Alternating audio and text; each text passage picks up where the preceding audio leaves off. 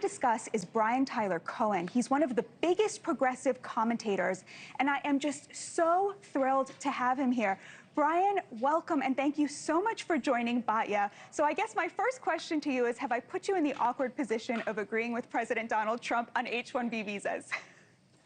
I mean, look, I think that we do need more immigration in this country. We have seen the extent to which Trump's policies on immigration are increasingly unpopular. I think the latest poll from AP showed that 57% of Americans disapprove with him and 47% of Americans approve of what he's doing. So, I'm sorry, 42% of Americans approve of what he's doing. So he's underwater 15 points on the way that he's handled immigration. On this specific issue, do I think that we need H-1B visas? Absolutely. I think that the more talent we can bring into this country, the stronger this country will be. I think that goes without saying.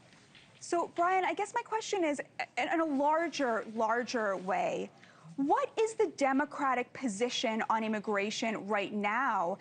The open border policy of Joe Biden, I think many Democrats now will admit, was sort of a mistake. Is it time to return to the kind of Sanders circa 2015 view that mass migration does hurt the working class? Or where does the Democrat position stand right now? And what is the best way to advance the issue? I'm not sure exactly what the specific position of the Democratic Party is right now.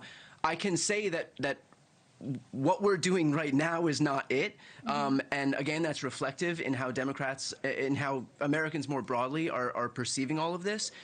There is certainly a middle ground between an influx of folks at the border, which obviously was unpopular, and we saw that reflected in the polling of the end of Joe Biden's presidency.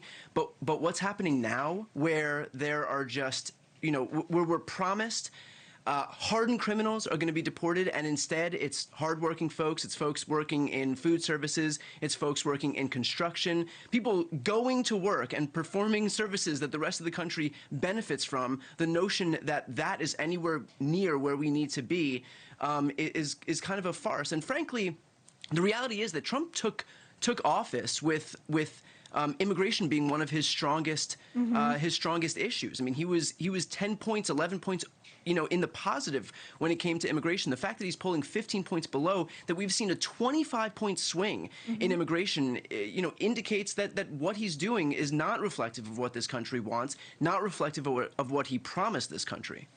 Do you disagree with the Bernie position from 2015 that having so many illegal immigrants being hardworking people in those industries drives down the wages for the Americans working in those industries? And if you don't agree with that, why don't you think that that's a problem?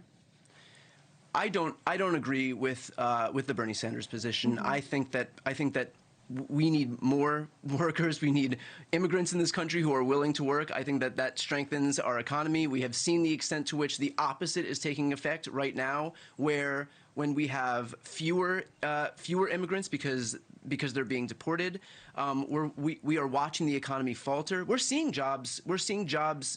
Look.